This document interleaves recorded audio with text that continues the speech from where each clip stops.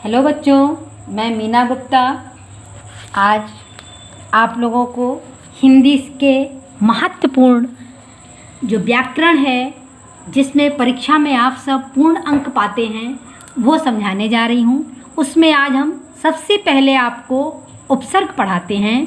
बेटा, उपसर्ग को हमें जानना है कि उपसर्ग कहते किसे हैं। तो सबसे पहले देखिए बेटा जी, मैंने इसकी डेफिनेशन आपको दिखी है कि उपसर्ग वे शब्दांश हैं जो किसी शब्द से पहले जुड़ करके उस शब्द के अर्थ में विशेषता उत्पन्न कर देते हैं या उसके अर्थ को बदल देते हैं, वे उपसर्ग कहलाते हैं। बेटा, इसको सरलता से आप समझिए कि उपसर्ग उप और सर्ग दो चीज़ों से मिलकर के बना हुआ है। उप का मतलब होता है प्रधान, यानी वे शब्द के साथ जुड़ करके अपने अर्थ को बदल देता है।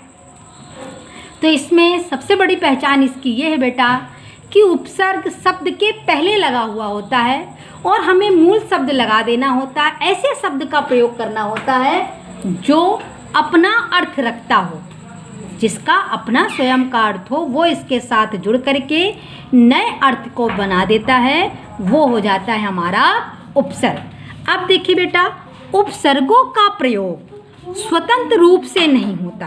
कैसा नहीं होता? स्वतंत्र रूप से वे किसी शब्द के पूर्व प्रयोग किया जाता है, यानी शब्द के पहले उसको हम जोड़ देते हैं। देखिए उदाहरण मैंने आपको दिया, अपमान, अपशब्द, अपवाद। अब आप इसमें क्या देख रहे हैं? अप उपसर्ग आया हुआ है। क्या है? आप उपसर्ग है। इसमें शब्द क्या जुड़ा हुआ है? मान। मान आप जानते हैं, सम्मान करना। शब्द जो आप बोलते हैं और अप के साथ जुड़ गया तो अपशब्द। अपशब्द का मतलब क्या हो गया? बुरा। अपशब्द का मतलब क्या हो गया? बुरे शब्द। वाद। वाद आप जानते हैं, वाद जब अप के साथ जुड़ गया तो क्या बन गया? अपवाद, यानी बुरी बातों को फैलाना। अपमान। अपमान का मीन्स भी आप जानते हैं क्या है? किसी का सम्मान ना करना बल्कि उसे निरादर करना। इन चीज़ों से जुड़ करके इसने क्या किया है? शब्द को बदल दिया है। हाँ बच्चों, देखिए मैंने इसके आपको उदाहरण भी दिए हैं। कैसे बेटा? आपको आ उपसर्ग दे दिया। क्या दे दिया? आ। अब आपने आ का मीन्स जानते हैं क्या होता है? यहाँ पर आ का मीन्स क्या है? कुछ नहीं, नाथ। नाथ किसे कहते हैं? ईश्वर को। ईश्वर यानी प्रभु को। अब आ के साथ जब हम नाथ जोड़ देते हैं तो क्या बन जाता है? अनाथ, यानी जिसका कोई नहीं है। अर्थ जोड़ देते हैं तो ये क्या बन जाएगा हमारा? अनर्थ। अर्थ तो होता है क्योंकि वो कुछ पूर्ण है, क्योंकि उसका भाव निकल रहा है। लेकिन जब हम इसको आ के साथ जोड़ देते हैं तो अर्थ क्या हो जाता है? अनर्थ। इसी तरह दूसरा आपका प्रत्यय का उदाहरण है अति। मान लीजिए आपको अति वर्ड लिख कर आया हो तो अति के साथ मैंने इसमें जोड़ दिया है वृष्टि। वृष्टि का मतलब क्या होता है? वर्षा। अति का मतलब क्या होता है? अत्यधिक, यानी ज़्यादा से ज़्यादा। अतिवृष्टि मतलब क्या हो गया? अत्यधिक वर्षा। आपने देखा कि वर्षा शब्द है हमारा, लेकिन अति के साथ जुड़ जाने से इसका अर्थ क्या बदल गया कि अत्यधिक वर्षा। फिर दूसरा अगला शब्द क्या है बेटा हमारा? अभी। अभी में आपने क्या जोड़ दिया? मान। मान का मीन्स तो अभी मैंने इसके पहले भी आपको बताया कि सम्मान करना, लेकिन अभी जब जुड़ गया तो क्या इसका अर्थ बन गया? अभिमान। अभिमान मीन्स क्या होता है? घमंड, प्राउड। जिसे प्राउड किसे कहते हैं? घमंड किसे कहते हैं? यानी किसी कार्य को करने पर हमारे अंदर अत्यधिक जो उत्तेजना उत्पन्न हो जाती कि मेरे अलावा इस कार्य को कोई नहीं कर सकता, वह होता है अभिमान। फिर आपका है प्रति।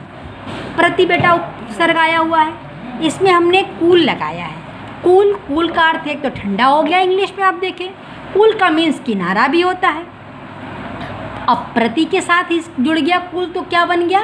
प्रतिकूल। प्रतिकूल मतलब जो हमारे अनुकूल हो, जो हमारे लिए लाभकारी हो। अब आया प्रत्यय क्या है? परि। परि का मतलब क्या होता है? चारों ओर से घिरा हुआ। अब वार। वार मीन्स आप जानते हैं दिन होता है, लेकिन जब ये हमारा परि के साथ जुड़ जाता है तो ये क्या बन गया? परिवार। यानी सबको एकजुटता में जोड़ करके रखने वाला क्या होता है? परिवार, जिसके अंदर हमारे दादा बाबा चाचा चाची आदि लोग आते हैं। जो ये संपूर्ण होता है वे होता है परिवार। अब देखिए अगला उत्तर क्या है? सह। सह का मतलब क्या होता है? साथ। मैंने वर्ड इसके साथ क्या जोड़ा? योग। अब ये दोनों मिलकर क्या बन गए? सहयोग। सहयोग का मतलब क्या हो गया? यानी साथ रहकर एक दूसरे की सहायता करना और आगे की ओर बढ़ना। आप इनमें इन शब्दों के अलावा कुछ अपने शब्द का भी प्रयोग कर सकते हैं। जैसे नाथ मैंने इसमें बताया था तो अनाथ हो गया। आप इसमें धर्म लगा सकते हैं तो अधर्म हो जाएगा। अति के साथ आप नया वर्ड कोई लगा सकते हैं अपना, जो आपको अच्छा लग रहा है, लेकिन कैसा शब्द लगाना है? जिसका अपना कोई अर्थ हो। अब जैसे परि था, परि के साथ आप वार लगाया मैंने इसमें तो ये परिवार बन गया। अब आप इसमें भ्रमण भी लगा सकते हो। भ्रमण का मतलब होता है घूमना, लेकिन जब परि के साथ जुड़ जाएगा तो क्या हो जाएगा? परिभ्रमण। यानी एक स्थान से रह करके पूरी की परिक्रमा करना हमारी परिभ्रमण कहलाती। तो बच्चों ये थे आपके उपसर्ग और इनसे हम शब्द को इस तरह बनाते हैं। ये परीक्षा में 3 नंबर का आता है। आप सब अगर इन्हें सरलता से समझेंगे तो आप इसमें पूरे नंबर पा सकते हैं। बच्चों अगर आपको मेरा वीडियो अच्छा लगा हो, समझ आया हो तो प्लीज़ इसको लाइक और सब्सक्राइब अवश्य करिएगा। और आगे देखने के लिए, नई चीज़ों को जानने के लिए आप नेक्स्ट वीडियो पे देखेंगे।